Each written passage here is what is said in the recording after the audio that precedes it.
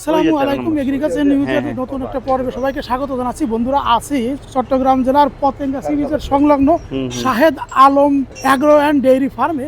সামনে এটা বাছুর দেখেন যেভাবে ছটপট করছে, যে সৌন্দর্য তার আমরা দেখতে পাচ্ছি।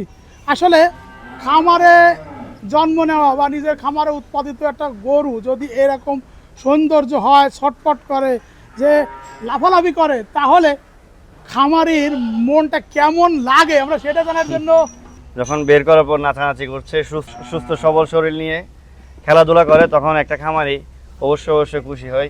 আমিও তেমন একজন খামারি, আমিও খুশি অনেক। এর মা জার্সি ক্রস একটা গাভী ছিল, যেটা থেকে আমরা স্বল্প পরিমাণে দুধ পাইতাম। ওইটাতে আমি ভাইকে বলছিলাম একটা সাইওয়াল সিমেন্ট দেওয়ার জন্য। ভাই বলছে এসিআই একটা সিমেন্ট আছে, ভালো হবে। তো আমি অনেক যাচাই বাছাই করতে চাইছিলাম, ভাই বলতে যাচাই বাছাই করার দরকার নাই, বাচ্চা ইনশাল্লাহ ভালো হবে। দেখেন ওই সিমেন্টটা দিছিলাম, দেওয়ার পরই এই বাচ্চাটার জন্ম নেয়। কেমন অবস্থা এখন, মনের অবস্থা কি? এখন 13 মাস বয়স, আল্লাহর রহমতে এটার গায়ে 3-3.5 মণ মাংসই পাওয়া যাবে ইনশাল্লাহ।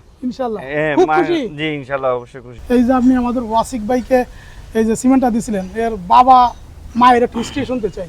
এটা এসএলএফ 100, বল নাম্বার হইছে 052 SLF 100। জি মানে এটা হচ্ছে সাইওয়াল 100, জি তাই তো? জি সাইওয়াল 100, যেহেতু এর মা ছিল জার্সি, এই জন্য এর কুজ হয় নাই। জি কিন্তু সাইওয়ালের যে সৌন্দর্য, জি সেটা কিন্তু আসছে। জি। মায়ের মতন খালি চুট হয় নাই, বাট জি মার মতন আর কি। মার চুট নাই, নাইলে চুট আসতো। জি। ওর জুলাও আসছে, নাভি কম্বল সবই আল্লাহর রহমতে সাইওয়াল। ইনশাল্লাহ এটাকে আমরা আবার সাইওয়াল সিমেন্ট দিলে হয়তো ভালো একটা বাছুর পাবো ইনশাল্লাহ আগামীতে। আপনি কি নেক্সট কি এসিআই দিবেন নাকি অন্য কোনো কোম্পানি দিবেন? ইনশাল্লাহ এসিআই দিব ইনশাল্লাহ, আল্লাহ যদি ভালো কিছু রাখে নেক্সট টাইম আরো ভালো বাচ্চা পাওয়ার আশা করি।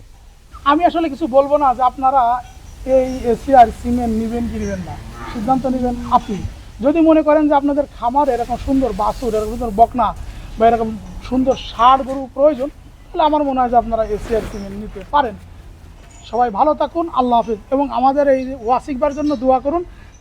তিনি যে স্বপ্ন নিয়ে কাজ করছেন, আল্লাহ যেন তার স্বপ্ন পূরণ করেন।